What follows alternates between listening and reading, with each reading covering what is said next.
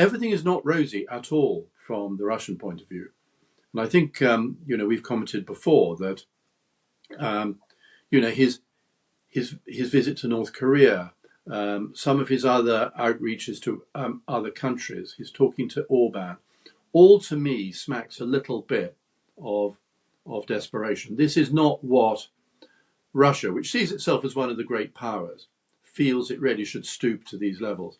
Putin won't be feeling good about any of this. I'm Tim Willasey-Wilsey. I'm a visiting professor at King's College London and a former British diplomat. Overnight, it appears there has been a Ukrainian drone strike on an airfield called Marinovka in the Volgograd district. Now, this seems to me to be one of a series that we've seen over recent weeks. And it seems to me what the Ukrainians are probably doing is targeting ammunition dumps in Russia. Now, the sort of backstory to this is that one of the most damaging weapons in the Russian armory has been these glide bombs. Now, in an era where we're talking about ever smarter weapons, the glide bomb is an interesting phenomenon in that it is a completely dumb weapon. It is an old-fashioned bomb, which the Russians fit with wings so that it can glide for long distances, and using against Ukrainian towns on the other side of the border.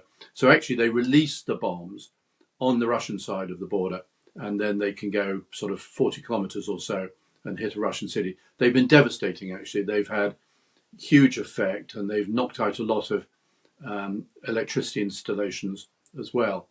So the Ukrainians have been working out how to deal with this threat. And in recent weeks, I think they've conducted 2 previous drone strikes against these glide bomb dumps, which have resulted in sort of huge explosions. Now, that may be that's the probable explanation, I think. There are Russian aircraft parked at Marinovka Air Base, I think Sukhoi 24s and 34s, but it seems more likely that the target is the glide bomb dumps. But, these are very early days. This only happened last night, and it'll take some time until we know exactly what happened and what the effects have been.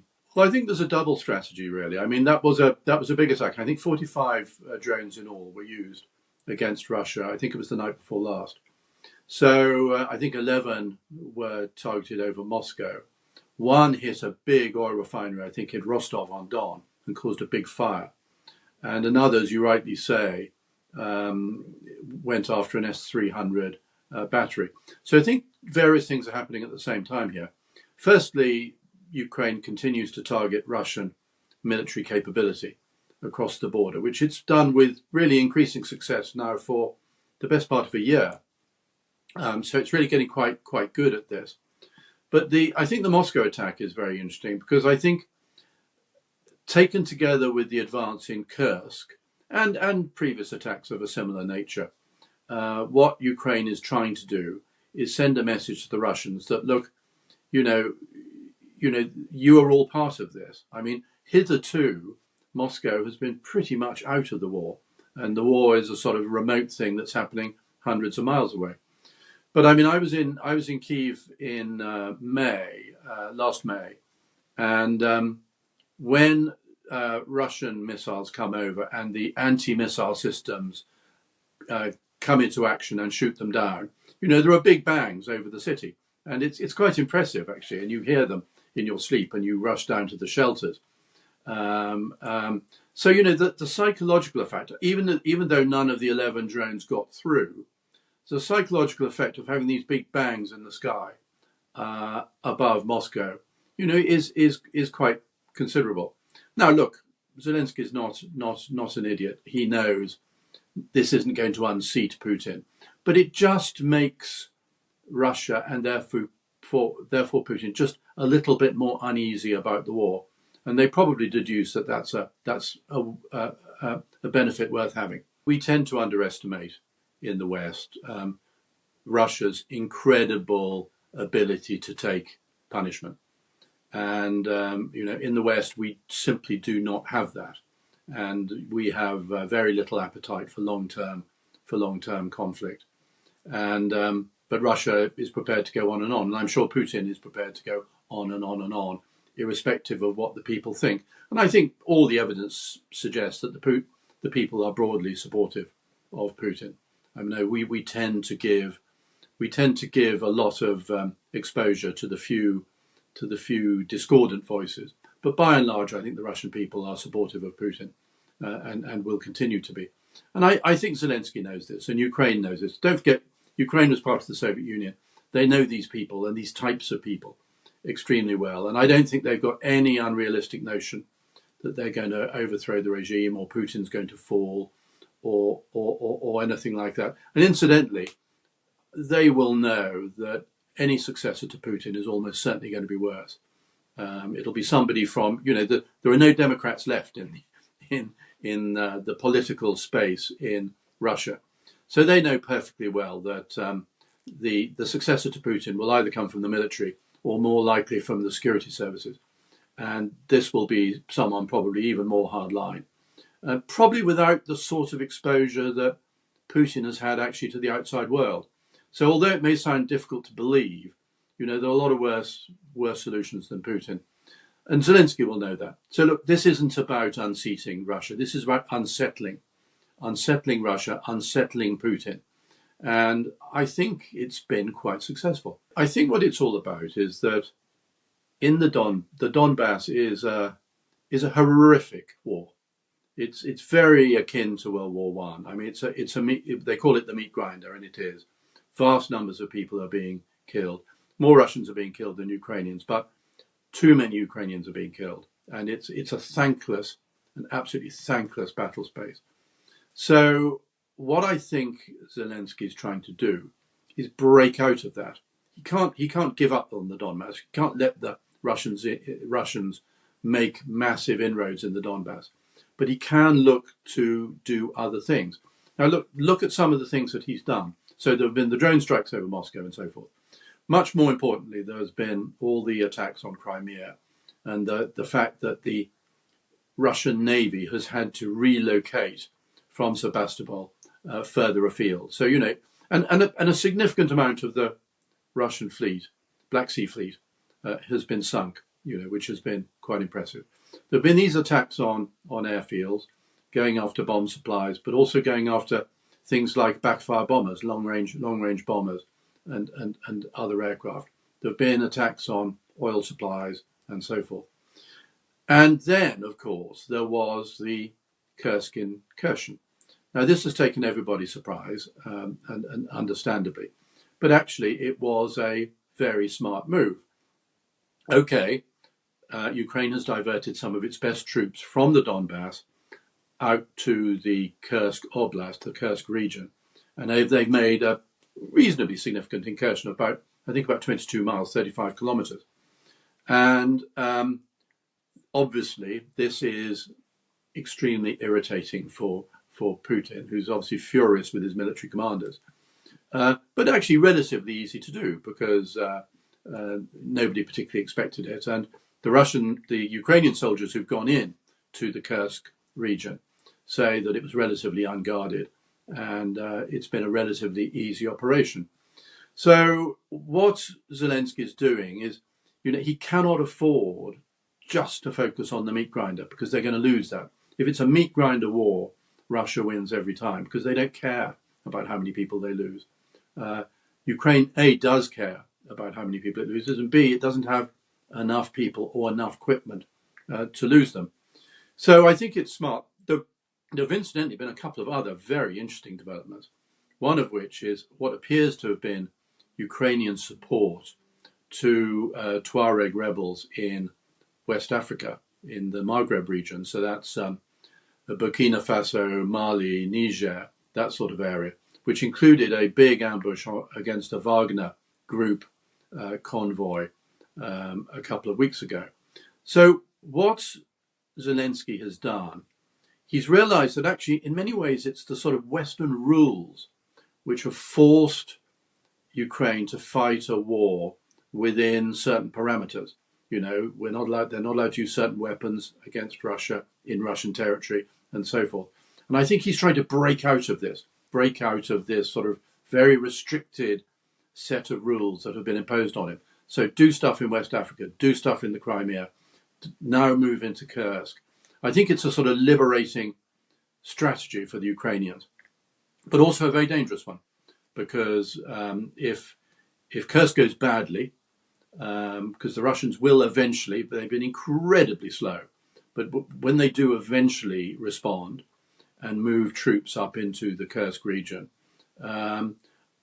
the chances are the Russians will win. But the Ukrainian calculation must be, I'm sure, that by then, by sort of October, November, the cold weather will have come and it'll be much more difficult for the Russians to make progress.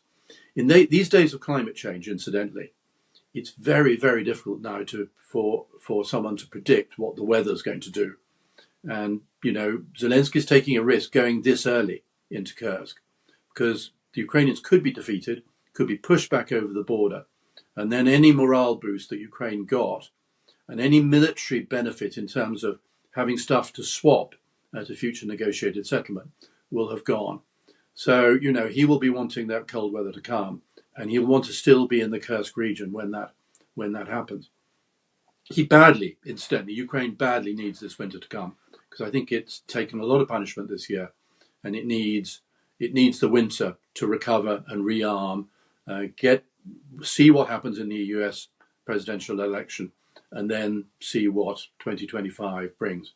I find it difficult to believe they won't. It means moving significant numbers of troops either away from the Donbass battlefield, which they may decide not to do, or find new troops somehow and deploy them up to the Kursk region to push out the Ukrainians. But that'll take time. It will take time to amass those troops. And as we've seen in recent weeks, there's been very interesting analysis done on who the troops were in the Kursk region. And some of them were actually sort of air defense troops who have been mobilized into infantry units. So what we see are Russia scrambling around to find enough soldiers to man its infantry regiments, or its motorized infantry regiments. So they're struggling for personnel themselves. And I don't know if you noticed that 3 days ago, Putin went down to Chechnya to see Ramzan Kadyrov. Now, I think it's his first visit to Chechnya for 13 years. So he's going down to Chechnya to recruit more Chechens for the war. That again tells you a little bit of the desperation that Putin is feeling, trying to find enough soldiers to throw into the battle. So everything is not rosy at all from the Russian point of view. And I think we've commented before that his visit to North Korea, some of his other outreaches to other countries, he's talking to Orban, all to me smacks a little bit of desperation. This is not what Russia, which sees itself as one of the great powers, feels it really should stoop to these levels. Putin won't be feeling good about any of this. November has two really important aspects. One is the winter. And as I've said, I think Ukraine will want the winter to come because it needs the 4 or 5 months to recover and reset before going again. But the other really big one, of course, is the US presidential election. Putin desperately wanted Donald Trump to win, and Donald Trump may indeed still win. By the way, it's by no means certain that Trump will do a deal with Putin. This is a talk that he's spinning.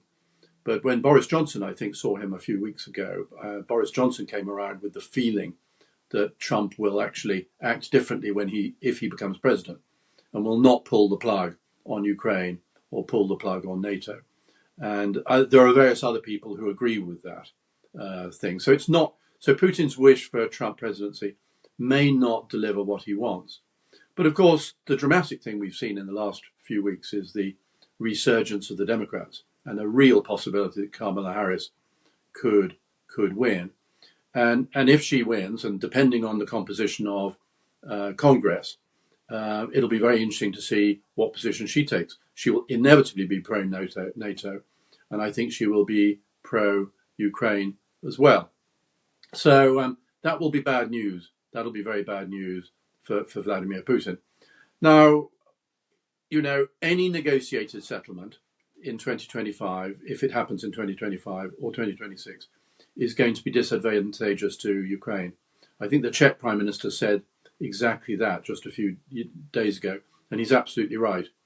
They won't get the Donbass back, they won't get Crimea back, they won't get reparations for rebuilding their cities, and they won't get war crimes tribunals. And so, from a Ukrainian point of view, to have stuff to trade at a negotiation is really important. Now, they really need 3 or 4 Kursk type incursions, so they've got enough territory to trade for, some of the Donbass back. Ideally, they would also have control of a nuclear power station, because Zaporizhia is a major bonus for the Russians. They've got control of the Ukrainian power station at Zaporizhia. It may have been in the back of the mind in the Kursk incursion, wondering whether they could get to the Kursk nuclear power plant. But that's a long way more than 22 miles away. And if it was an idea in the back of the Ukrainian minds, I think it was probably quickly ruled out, because to go too deep into Kursk would be very dangerous. So, Ukraine needs stuff to trade. And I think this is part of what it's trying to do, preparing for November, the two things, the winter and the presidential election.